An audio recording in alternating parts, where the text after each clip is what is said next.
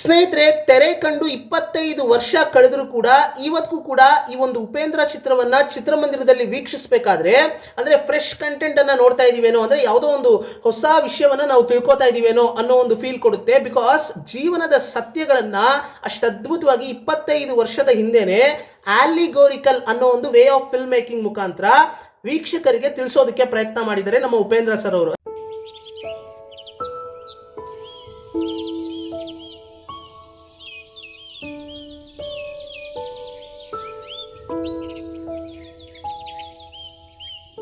ಆಲಿಗೋರಿಕಲ್ ಅಂತ ಅಂದ್ರೆ ಏನು ಅಂತ ನೀವು ಕನ್ಫ್ಯೂಸ್ ಆಗಬೇಕಾದಂತ ಅವಶ್ಯಕತೆ ಇಲ್ಲ.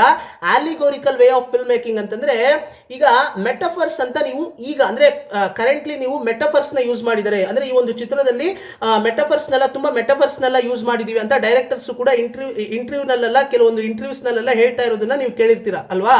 ಸೊ ಆ ಮೆಟಫರ್ಸ್ ನ ಅಂದ್ರೆ ಮೆಟಫರ್ ಅಂದ್ರೆ ಏನು ಅಂತ ಹೇಳ್ಬಿಡ್ತೀನಿ. ಮೆಟಫರ್ ಅಂದ್ರೆ ಈಗ ಬದುಕು ಜಟಕಾ ಬಂಡಿ ವಿಧಿ ಅದರ ಸಾಹೇಬ ಅಂತ ಹೇಳ್ತಾರೆ. ಅಂದ್ರೆ ಬದುಕನ್ನ ಜಟಕಾ ಬಂಡಿಗೆ ಕಂಪೇರ್ ಮಾಡುವಂಥದ್ದು, ವಿಧಿನೇ ಅದರ ಸಾಹೇಬ ಅನ್ನೋದು ಆ ಜಟಕಾ ಬಂಡಿಯ ಸಾಹೇಬನನ್ನ ವಿಧಿಗೆ ಕಂಪೇರ್ ಮಾಡುವಂಥದ್ದು. ಸೊ ಇದು ಸಿಂಪಲ್ ಆಗಿ ನಾವು ಕಂಪ್ಯಾರಿಸನ್ ಮಾಡ್ತೀವಲ್ಲ, ಸೊ ಇದನ್ನ ಮೆಟಫರ್ ಅಂತ ಹೇಳ್ತಾರೆ.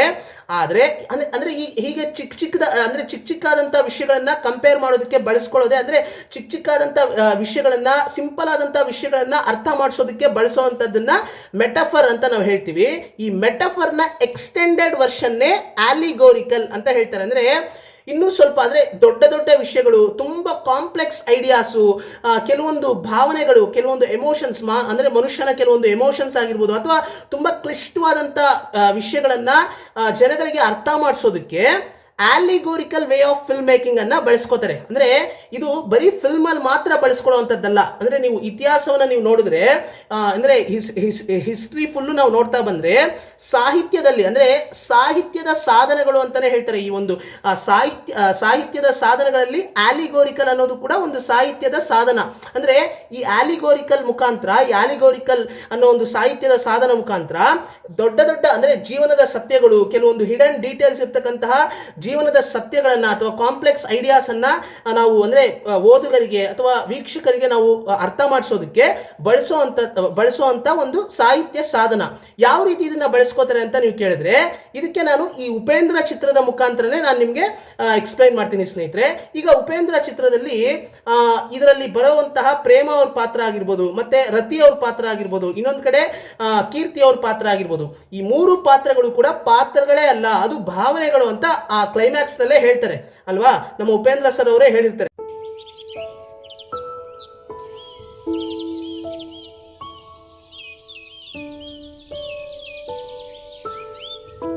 ಸೊ ಅಂದ್ರೆ ಅವ್ರು ಏನು ಹೇಳ್ತಾರೆ, ಮನುಷ್ಯನಲ್ಲಿ ಪ್ರತಿಯೊಬ್ಬ ಮನುಷ್ಯನಿಗೂ ಕೂಡ ಮೂಲಭೂತ ಸೌಕರ್ಯಗಳು ಅಂದ್ರೆ ಗಾಳಿ, ಉಸಿರಾಡೋದಕ್ಕೆ ಗಾಳಿ, ಮತ್ತೆ ಇರೋದಕ್ಕೆ ಮನೆ, ತಿನ್ನೋದಕ್ಕೆ ಊಟ, ಸೊ ಈ ರೀತಿ ಅಂದ್ರೆ ಬೇಸಿಕ್ ಮೂಲಭೂತ ಸೌಕರ್ಯಗಳು ಬೇಕು.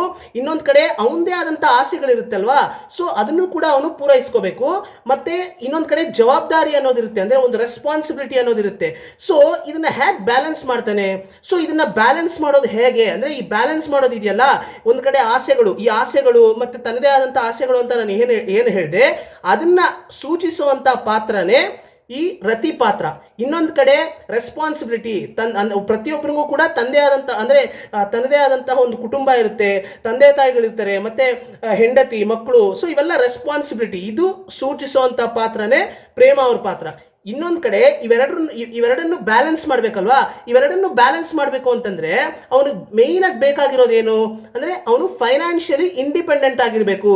ಆ ಫೈನಾನ್ಷಿಯಲಿ ಇಂಡಿಪೆಂಡೆಂಟ್ ಆಗೋದಕ್ಕೆ ಇಲ್ಲಿ ನಮ್ಮ ಉಪೇಂದ್ರ ಸರ್ ಅವ್ರು ಏನ್ ಮಾಡ್ತಾರೆ, ಕೀರ್ತಿ ಅವ್ರ ಹತ್ರ ಹೋಗ್ತಾರೆ. ಅಂದ್ರೆ ಕೀರ್ತಿ ಅನ್ನೋದು ಇಲ್ಲಿ ಅಂದ್ರೆ ಯಾಕೆ ಹೆಸರು ಕೂಡ ಕೀರ್ತಿ ಅಂತ ಇಟ್ಟಿದ್ದಾರೆ ನೋಡಿ, ಅಂದ್ರೆ ಅದರಲ್ಲೂ ಕೂಡ ಮೀನಿಂಗ್ ಇದೆ. ಅಂದ್ರೆ ಸಕ್ಸಸ್, ನಮ್ಮ ಜೀವನದಲ್ಲಿ ನಾವು ಸಕ್ಸಸ್ ಅನ್ನ ಕಂಡ್ರೆ ಮೊದಲು ಸಕ್ಸಸ್ ಅನ್ನ ಕಾಣಬೇಕು.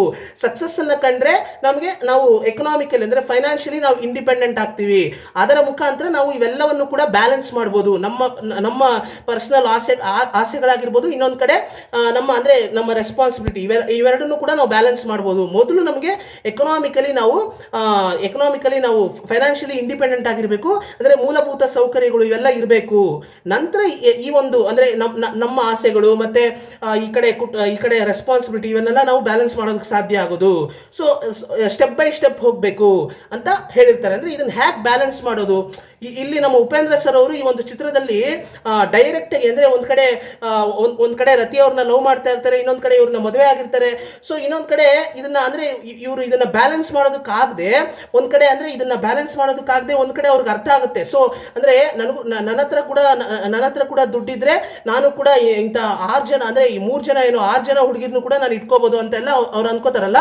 ಸೊ ಅಂದ್ರೆ ದುಡ್ಡೇ ತುಂಬಾ ಮುಖ್ಯ ಆಗುತ್ತೆ ಒಬ್ಬ ಮನುಷ್ಯನಿಗೆ ಅಂತ ಅವ್ರಿಗೆ ಅರ್ಥ ಆಗುತ್ತೆ ಒಂದು ಲೆವೆಲ್ಗೆ.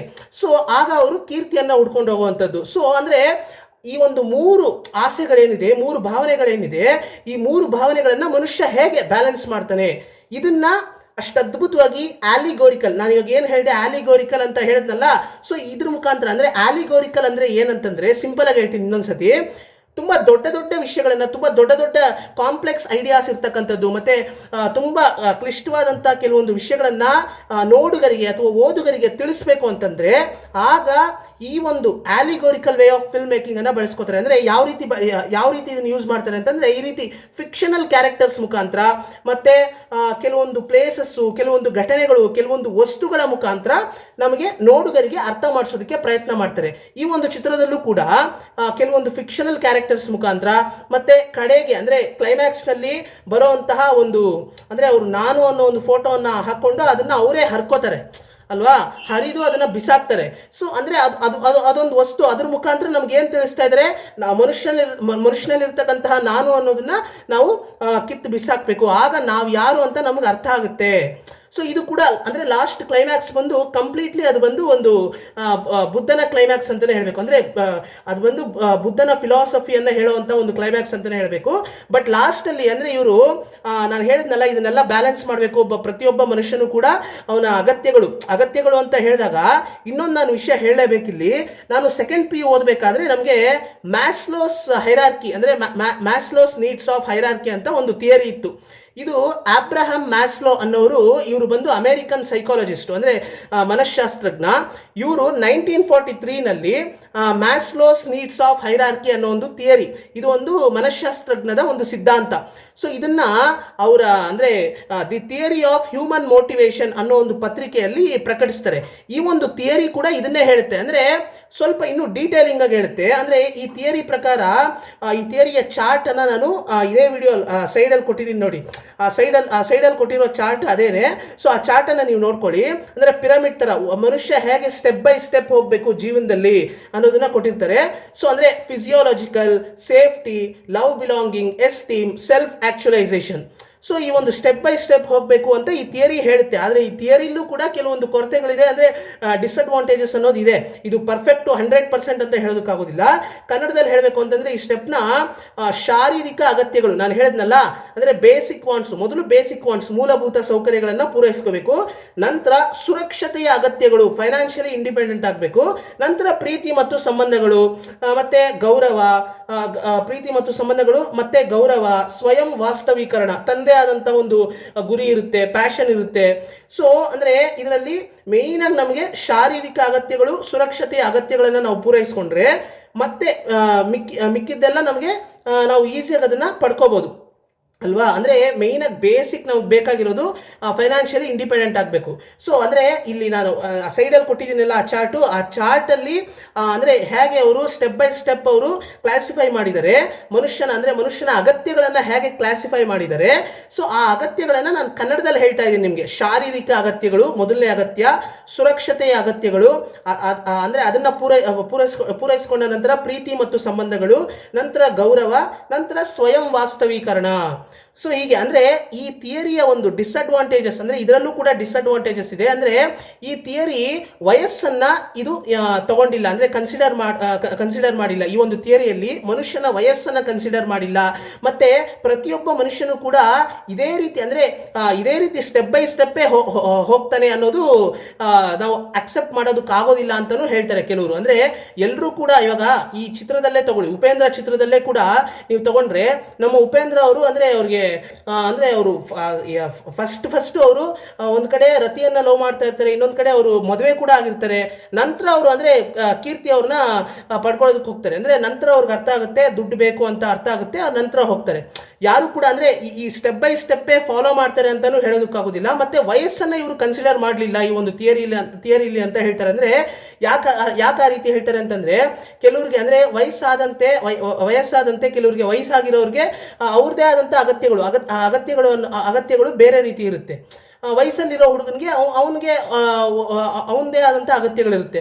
ಸೊ ಇದೆಲ್ಲ ಡಿಸ್ಅಡ್ವಾಂಟೇಜಸ್ಸು 100% ಇದೆ. ಹೀಗೆ ಸ್ಟೆಪ್ ಬೈ ಸ್ಟೆಪ್ಪೇ ಹೋಗಬೇಕು, ಮಾನವನ ಅಗತ್ಯಗಳು ಈ ರೀತಿಯೇ ಸ್ಟೆಪ್ ಬೈ ಸ್ಟೆಪ್ಪೇ ಅಂತ ಇವ್ರು ಹೇಳಿದ್ದಾರೆ. ಆದರೆ 100% ಇದು 100% ಸತ್ಯ ಅಂತ ನಾವು ಅಕ್ಸೆಪ್ಟ್ ಮಾಡೋದಕ್ಕಾಗೋದಿಲ್ಲ.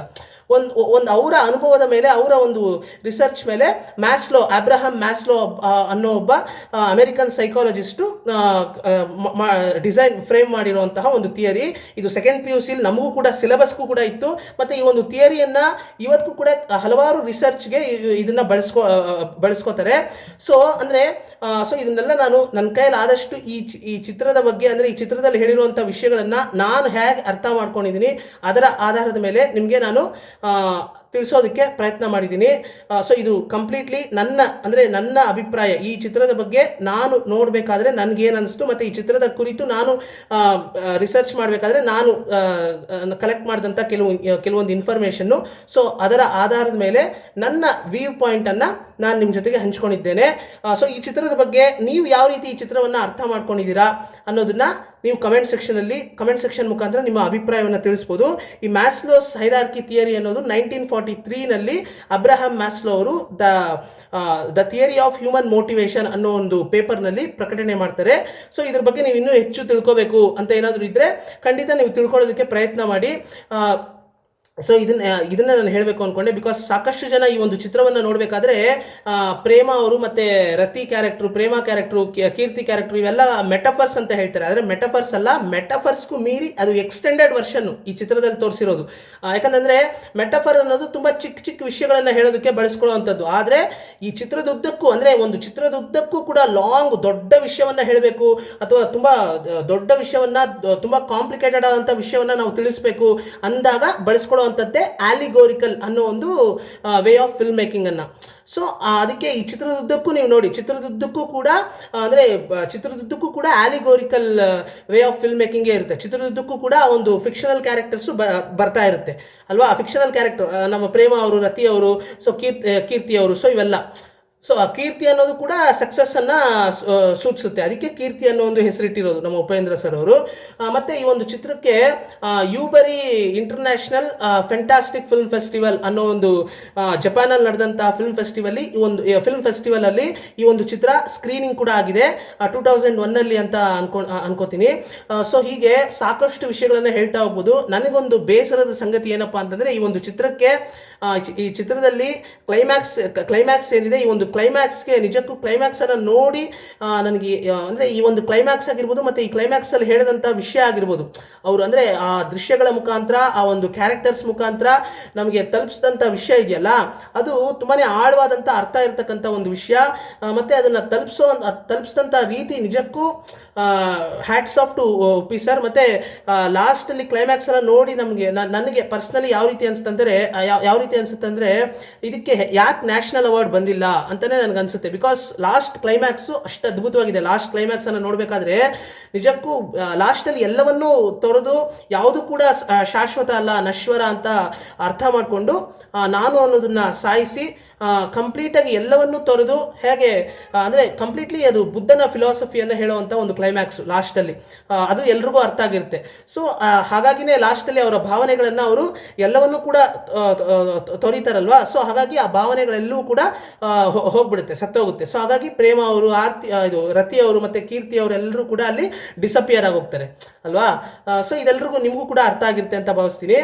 ಸೊ ಲಾಸ್ಟಲ್ಲಿ ಆ ಒಂದು ಕ್ಲೈಮ್ಯಾಕ್ಸಲ್ಲಿ ಶಾಂತವಾಗಿ ಅಂದರೆ ಮನಸ್ಸು ತುಂಬ ಶಾಂತವಾಗುತ್ತೆ ಅವ್ರಿಗೆ. ನಂತರ ಹೊರಟೋಗ್ತಾರೆ, ಮತ್ತೆ ಅವರು ಈ ಕಡೆ ತಿರುಗ್ತಾರೆ, ನಮ್ಗೆ ಅದನ್ನು ಕನ್ವೆ ಮಾಡ್ತಾರೆ. ಮತ್ತೆ ಆ ಭಾವನೆಗಳು ಬಂದರೆ ಮತ್ತೆ ನಮಗೆ ಮನಸ್ಸಲ್ಲಿ ಶಾಂತಿ ಇರೋದಿಲ್ಲ ಅನ್ನೋದನ್ನ ನಮ್ಗೆ ಕನ್ವೆ ಮಾಡೋದಕ್ಕೋಸ್ಕರ ಮತ್ತೆ ತಿರುಗಿದಾಗ ಮತ್ತೆ ಅಲ್ಲಿ ಸೌಂಡ್ ಬರುತ್ತೆ, ಬಿರುಗಾಳಿ ಬೀಸೋ ಥರ ಸೌಂಡ್ ಬರೋದು. ಸೊ ಅಂದರೆ ಇದನ್ನೇ ಆಲಿಗೋರಿಕಲ್ ವೇ ಆಫ್ ಫಿಲ್ಮ್ ಮೇಕಿಂಗ್ ಅಂತ ಹೇಳೋದು. ಅಂದರೆ ದೃಶ್ಯಗಳ ಮುಖಾಂತರ ಕೆಲವೊಂದು ಘಟನೆಗಳು, ಪ್ಲೇಸಸ್ಸು, ವಸ್ತುಗಳು, ಪಾತ್ರಗಳು, ಕಾಲ್ಪನಿಕ ಪಾತ್ರಗಳ ಮುಖಾಂತರ ತುಂಬ ಕಾಂಪ್ಲಿಕೇಟೆಡ್ ಆದಂತಹ ವಿಷಯಗಳನ್ನ, ಹಿಡನ್ ಡೀಟೇಲ್ಸ್ ಇರ್ತಕ್ಕಂತಹ ವಿಷಯಗಳನ್ನ ಕನ್ವೆ ಮಾಡೋದಕ್ಕೆ ಬಳಸುವಂತಹ ಒಂದು ಸಾಹಿತ್ಯದ ಸಾಧನ ಈ allegorical way of film making. So ಇದು ಇತಿಹಾಸದಿಂದ ಬಳಸ್ಕೊಂಡ್ ಬಂದಿದ್ದಾರೆ. ಸೊ ನಮ್ಮ ಉಪೇಂದ್ರ ಸರ್ ಅವರು ಕೂಡ ಈ ಒಂದು ಉಪೇಂದ್ರ ಚಿತ್ರದಲ್ಲಿ ಬಳಸಿದ್ದಾರೆ. ಆದರೆ ನನಗೆ ತಿಳಿದಂಗೆ ಉಪೇಂದ್ರ ಸರ್ ಅವರು ಈ ರೀತಿ ನಾನು ಆಲಿಗೋರಿಕಲ್ ಆಗಿ ಅಂದರೆ ಆಲಿಗೋರಿಕಲ್ ಫಿಲ್ಮ್ ಮೇಕಿಂಗ್ ಅನ್ನ ಮಾಡಿದ್ದೇನೆ, ಅಂದರೆ ಈ ಒಂದು ಫಿಲ್ಮ್ನಲ್ಲಿ ನಾನು ಆಲಿಗೋರಿಕಲ್ ವೇ ಆಫ್ ಸ್ಟೋರಿ ಟೆಲ್ಲಿಂಗ್ ಅನ್ನ ನಾನು ಯೂಸ್ ಮಾಡಿದ್ದೀನಿ ಅಂತ ಎಲ್ಲೂ ಕೂಡ ಅವ್ರು ಹೇಳ್ಕೊಂಡೇ ಇಲ್ಲ. ಮತ್ತು ಈ ಒಂದು ಮ್ಯಾಸ್ಲೋಸ್ ನೀಡ್ಸ್ ಆಫ್ ಹೈರಾರ್ಕಿ ಅಂತ ಇದೆಯಲ್ಲ, ಅದು ಕೂಡ ಅವರು ಎಲ್ಲರೂ ಅಂದರೆ ಅದು ಆಕಸ್ಮಿಕ ಅಂತಲೂ ಹೇಳ್ಬೋದು, ಅಂದರೆ ಕೋ ಇನ್ಸಿಡೆಂಟ್ ಅಂತಲೂ ಕೂಡ ನಾವು ಅನ್ಕೋಬೋದು. ಬಿಕಾಸ್ ಈ ಮ್ಯಾಸ್ಲೋಸ್ ನೀಡ್ಸ್ ಆಫ್ ಹೈರಾರ್ಕಿ ಎಲ್ಲ ನಾವು ಜನರಲಾಗಿ ನಾವು ಥಿಂಕ್ ಮಾಡಿದ್ರೆ ನಮಗೆ ಗೊತ್ತಾಗುತ್ತೆ ಮನುಷ್ಯನ ಅಗತ್ಯಗಳು ಯಾವ ರೀತಿ ಸ್ಟೆಪ್ ಬೈ ಸ್ಟೆಪ್ ಹೋಗುತ್ತೆ ಅಂತ. ನಾವು ಈ ಜನರಲಾಗಿ ಥಿಂಕ್ ಮಾಡಿದ್ರೇ ನಮ್ಗೆ ಗೊತ್ತಾಗುತ್ತೆ. ಇದನ್ನ ಥಿಯರಿ ಓದಿದ್ರೇ ತಿಳ್ಕೊಬೇಕು ಅಂತದ್ದು ಏನಿಲ್ಲ. ಸೊ ಆ ರೀತಿ ಕೂಡ ನಮ್ಮ ಉಪೇಂದ್ರ ಸರ್ ಅವರು ಅವರೇ ಜನರಲಾಗಿ ಥಿಂಕ್ ಮಾಡಿ ಕೂಡ ಇಲ್ಲಿ ಹೇಳಿರ್ಬೋದು. ಅಂದರೆ ಅವರು ಜೀವನವನ್ನು ನೋಡಿದಂಥ ಒಂದು ವ್ಯೂ ಪಾಯಿಂಟ್ ಏನಿದೆ ಅದರ ಪ್ರಕಾರ ಅವರು ಈ ರೀತಿ ಅರ್ಥ ಮಾಡಿಕೊಂಡು ಅವರು ಆಲಿಗೋರಿಕಲ್ ವೇ ಆಫ್ ಫಿಲ್ಮ್ ಮೇಕಿಂಗಲ್ಲಿ ಹೇಳಿರ್ಬೋದು ಅಲ್ವಾ. ಯಾವ್ದು ಬೇಕಾದರೂ ನಡೆದಿರ್ಬೋದು. ಸೊ ಅದು ಏನೇ ಇರಲಿ, 25 ವರ್ಷದ ಹಿಂದೆನೆ ಇವತ್ತು ಮೆಟಾಫರ್ಸ್ ಅಂತ ಹೇಳ್ತೀವಿ, ಆದರೆ ಮೆಟಾಫರ್ಸ್ನ extended version allegorical way of film making ಅನ್ನ ಬಳಸಿರುವಂಥದ್ದು ನಮ್ಮ ಉಪೇಂದ್ರ ಸರ್ ಅವರು. ನಿಜಕ್ಕೂ ಈ ಚಿತ್ರವನ್ನ ಎಷ್ಟು ಸಾರಿ ಅಲ್ಲ, ಚಿತ್ರಮಂದಿರದಲ್ಲಿ ನೋಡಬೇಕಾದ್ರೆ, ಚಿತ್ರಮಂದಿರದಲ್ಲಿ ಬಿಡಿ ಎಷ್ಟು ಸಾರಿ ನೋಡಿದ್ರು ಕೂಡ ಅಂದರೆ ಒಂದೊಂದು ಸಾರಿ ಕ್ಲೈಮ್ಯಾಕ್ಸ್ ಅನ್ನು ನೋಡಬೇಕಾದ್ರೂ ಕೂಡ ಒಂದು ಎಫೆಕ್ಟ್ ಅನ್ನೋದು ಯಾವಾಗಲೂ ಕೂಡ ಇದ್ದೇ ಇರುತ್ತೆ. ಕೆಲವೊಂದು ಚಿತ್ರಗಳು ವ್ಯಾಲಿಡೇಷನ್ ಅಂತ ಏನು ಹೇಳ್ತೀವಿ, ಕೆಲವೊಂದು ಚಿತ್ರಗಳು ಎಷ್ಟೇ ಹಳೇದಾದ್ರೂ ಕೂಡ ಅದು ಹಳೇದಾಗಿದೆ ಅಥವಾ ಅದರ ಕಂಟೆಂಟು ಇವತ್ತಿನ ಕಾಲದಲ್ಲಿ ಮ್ಯಾಚ್ ಆಗಲ್ಲ ಅಂತ ಹೇಳೋದಕ್ಕೆ ಸಾಧ್ಯನೇ ಇಲ್ಲ. ಅದು ಯಾವತ್ತೂ ಕೂಡ ಅಂದರೆ ಎಕ್ಸ್ಪೈರ್ ಆಗೋದೇ ಇಲ್ಲ ಅಂತ ಹೇಳಬೇಕು. ಅಂದರೆ ಜಗತ್ತಿರೋರ್ಗೂ ಕೂಡ ಆ ಚಿತ್ರದ ಒಂದು ವ್ಯಾಲ್ಯೂ ಅನ್ನೋದು ಕಮ್ಮಿ ಆಗಲ್ಲ ಅಂತಲೇ ಹೇಳಬೇಕು. ಅದರಲ್ಲಿ ಆ ಒಂದು ಪೈಕಿ ನಮ್ಮ ಉಪೇಂದ್ರ ಸರ್ ಅವರ ಉಪೇಂದ್ರ ಚಿತ್ರವು ಕೂಡ ಒಂದು ಅಂತ ಹೇಳೋದಕ್ಕೆ ಇಷ್ಟಪಡ್ತೀನಿ. ಸೊ ಇದನ್ನ ನಾನು ಹೇಳಬೇಕು ಅಂದ್ಕೊಂಡೆ. ಈ ಒಂದು ಚಾನಲ್ಲು 2 ಭಾಷೆಗಳಲ್ಲಿ ನಡೀತಾ ಇರ್ತಕ್ಕಂಥ ಚಾನಲ್ಲು, ಒಂದು ಕನ್ನಡ, ಇನ್ನೊಂದು ತಮಿಳು. ನನಗೆ ಕನ್ನಡ ಸಾಹಿತ್ಯದಲ್ಲಿ ಮತ್ತೆ ಇನ್ನೊಂದು ಕಡೆ ತಮಿಳು ಸಾಹಿತ್ಯದಲ್ಲಿ ಆಸಕ್ತಿ ಇರೋ ಕಾರಣದಿಂದ ನನಗೆ ಸಮಯ ಸಿಕ್ಕಿದಾಗ ಒಂದು ಕಡೆ ಕನ್ನಡ ಪುಸ್ತಕಗಳನ್ನು ಕೂಡ ಓದ್ತಾ ಇರ್ತೀನಿ, ಇನ್ನೊಂದು ಕಡೆ ತಮಿಳು ಪುಸ್ತಕಗಳನ್ನು ಕೂಡ ಓದ್ತಾ ಇರ್ತೀನಿ. ನಾನು ತಿಳ್ಕೊಳ್ಳುವಂತಹ ಎಲ್ಲ ವಿಷಯಗಳನ್ನು ಕೂಡ ನನ್ನ ಕೈಲಾದಷ್ಟು ಆ ಎಲ್ಲ ವಿಷಯಗಳನ್ನು ಕ್ರಿಯೇಟಿವ್ ಆದಂಥ ಕಂಟೆಂಟ್ ಆಗಿ ಮೇಕ್ ಮಾಡಿ ಒಂದು ಆಪ್ಟಿಮಮ್ ಔಟ್ಪುಟ್ ಅಥವಾ ಒಂದು ಕ್ವಾಲಿಟಿ ಆದಂಥ ಔಟ್ಪುಟ್ ಅನ್ನು ನಿಮಗೆ ಕೊಡೋದಕ್ಕೆ ಪ್ರಯತ್ನ ಮಾಡ್ತಾ ಇರ್ತೀನಿ ಅಂತ ಹೇಳ್ತಾ, ಈ ಒಂದು ಚಾನಲ್ನಲ್ಲಿ ನನಗೆ ತುಂಬ ಅಟ್ರಾಕ್ಟ್ ಆಗುವಂಥ ಮೂವೀಸು, ನನ್ನ ಮನಸ್ಸಿಗೆ ತುಂಬ ಅಟ್ರಾಕ್ಟ್ ಆಗುವಂಥ ಚಿತ್ರಗಳ ಬಗ್ಗೆ ಮಾತ್ರ ನಾನು ಆ ಚಿತ್ರವನ್ನು ನೋಡ್ಕೊಂಡ್ಬಂದು ಆ ಚಿತ್ರದ ಬಗ್ಗೆ ನನ್ನ ಅಭಿಪ್ರಾಯವನ್ನು ನಿಮ್ಮ ಜೊತೆಗೆ ಹಂಚ್ಕೋತೀನಿ ಸ್ನೇಹಿತರೆ. ಅಂದರೆ ಈ ಒಂದು ಚಾನಲ್ನಲ್ಲಿ ಸೆಕೆಂಡರಿ ಕಂಟೆಂಟ್, ಸಿನಿಮಾ ಕುರಿತು ವಿಷಯಗಳನ್ನು ನಾನು ಏನು ಹಂಚ್ಕೋತೀನಿ ಅವೆಲ್ಲವೂ ಕೂಡ ಸೆಕೆಂಡರಿ ಕಂಟೆಂಟ್. ಸಿನಿಮಾ ಬಗ್ಗೆ ಮಾಹಿತಿಯನ್ನು ಕೊಡುವಂಥದ್ದೆಲ್ಲ ಸೆಕೆಂಡರಿ ಕಂಟೆಂಟ್ ಆಗಿರುತ್ತೆ. ಪ್ರೈಮರಿ ಕಂಟೆಂಟ್ ಬಂದು ಯಾವತ್ತೂ ಕೂಡ ಸಾಹಿತ್ಯ ಆಗಿರುತ್ತೆ. ಇದನ್ನು ನಾನು ಯಾವಾಗಲೂ ಕೂಡ ನಾನು ನಿಮ್ಗೆ ಹೇಳ್ತಾ ಬರ್ತಾ ಇದ್ದೀನಿ.